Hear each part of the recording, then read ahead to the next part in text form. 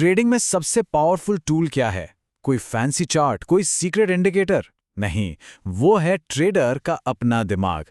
Next trader community के इस विश्लेषण में आज हम इसी टूल पर मास्टरी हासिल करने के तरीके जानेंगे। तो नेक्स्ट ट्रेडर कम्युनिटी, एक सवाल है। खुद से पूछिए, क्या आप अपने दिमाग से ट्रेड कर रहे हैं या आपका दिमाग आपसे ट्रेड करवा रहा है? ये एक बहुत ज़रूरी सवाल है क्योंकि ज़्यादातर ट्रेडर्स को लगता है कि कामयाबी बस एक सही स्ट्रैटेजी खोजने की बात है। चलिए आज इसी सोच को थोड़ा चैलेंज करते हैं। ओके, तो सबसे पहले सेक्शन 1, ट्रेडिंग में असली दुश्मन।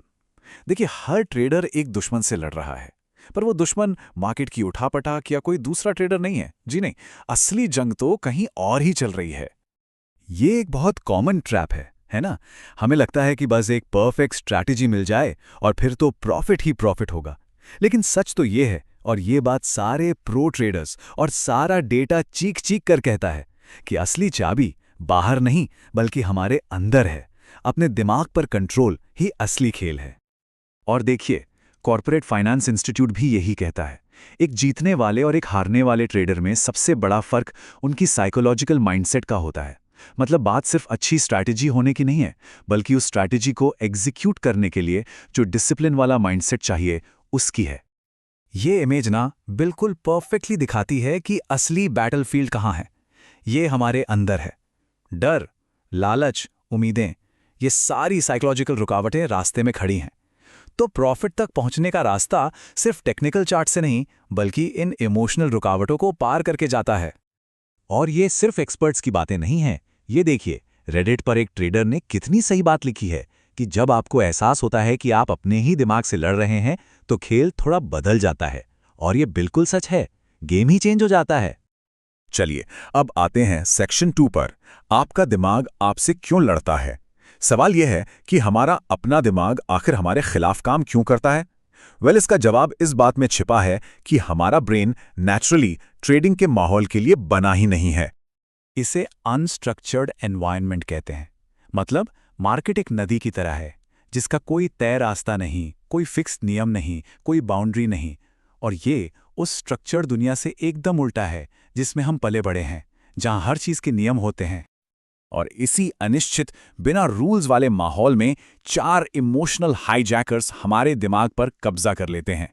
ये हैं डर, लालच, उम्मीद और पछतावा। और ये इतने पावरफुल हैं कि ये सबसे अच्छी ट्रेडिंग प्लान को भी बर्बाद कर सकते हैं। सबसे पहले बात करते हैं डर की। ये वो इमोशन है जिसकी वजह से हम प्रॉफिट वाले ट्रेड को बहुत जल्दी काट देते हैं और लॉस वाले ट्रेड को पकड़े बैठे रहते हैं। इसे संक कॉस्ट इफेक्ट भी कहते हैं। मतलब ये सोचना कि अरे इतना पैसा तो लगा दिया है, अब कैसे निकल जाऊं, भले ही सारे इंडिकेटर्स एग्जिट करने को कह रहे हों। डर के बाद आता है लालच। ये दिमाग में वो धीमी सी आवाज है जो कहती है बस थोड़ा और प्रॉफिट।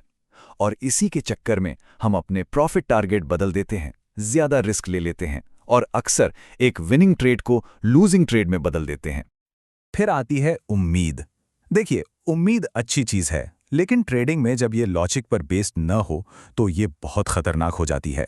ये वो इमोशन है जो हमें एक लॉस वाले ट्रेड में बनाए रखती है, इस झूठी उम्मीद में कि मार्केट पलट जाएगा, और एक कैलकुलेटेड रिस्क को सीधे सीधे जुए में बदल देती है। और चौथा हाईजैकर है पछतावा।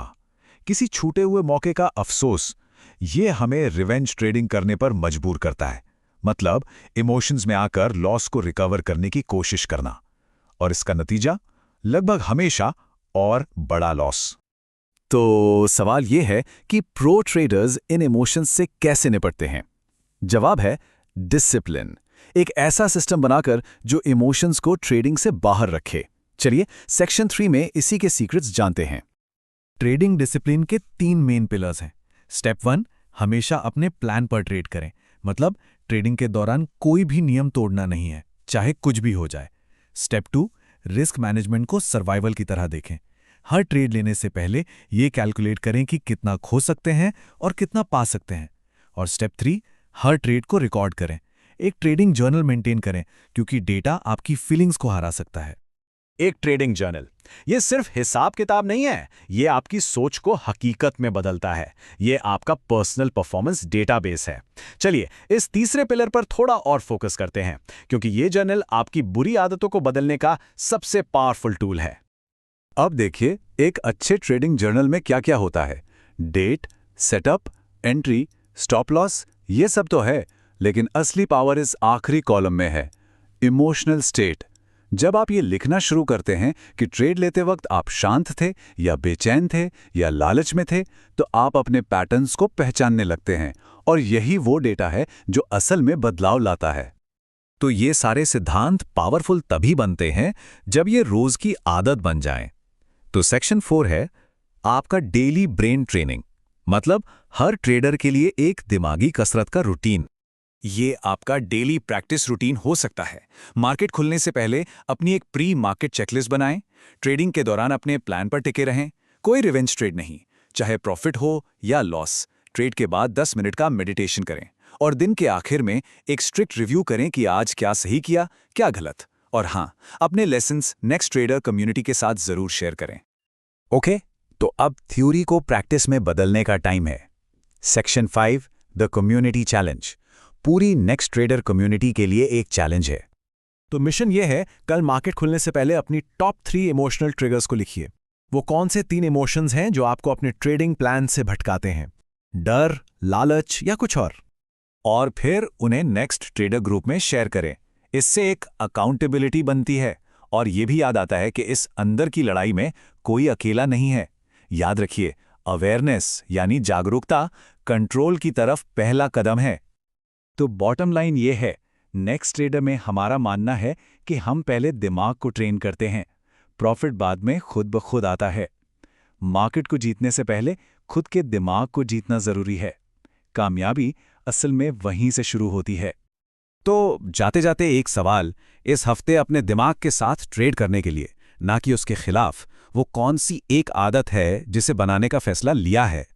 डिसिप्लिन रहें, लगातार सीखते रहें और नेक्स्ट ट्रेडर बने रहें।